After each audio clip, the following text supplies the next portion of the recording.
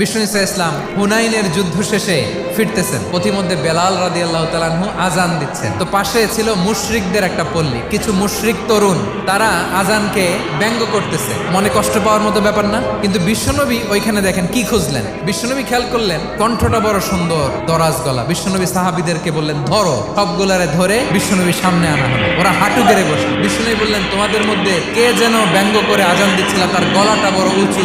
আবু মাহজুরা বলে আমার বন্ধুরা সবাই আমার দিকে আঙ্গুল দেখায়। আবু মাহজুরার মাথায় হাত দিয়ে বললেন এবার আজান দাও দেখি। আবু মাহজুরা বলে আমি তো আজান দিতে জানি না। বিষ্ণুনবী বললেন তাহলে আসো আমি তোমারে শিখাই দেই। বিষ্ণুনবী একটা বাক্য পরে আবু মাহজুরা পড়ে, বিষ্ণুনবী পরে আবু মাহজুরা পড়ে। আবু মাহজুরা বলে এক একটা বাক্য পড়ি আমার কলিজাটা গলে ঠান্ডা হয়ে যায়। বিশ্বনবীর সাথে দাঁড়িয়ে উনি শাহাদা পড়ে মুসলমান হয়ে গেলেন। বিষ্ণু ইসা ইসলাম বললেন যাও আবু মাহজুরা, আমি তোমাকে পৃথিবীর শ্রেষ্ঠতম মসজিদ মক্কার মসজিদুল হারামের মুয়াজ্জিন হিসেবে অ্যাপয়েন্ট করে দিলাম। দেখছেন কিভাবে ট্যালেন্ট হান্টিং করতে হয়।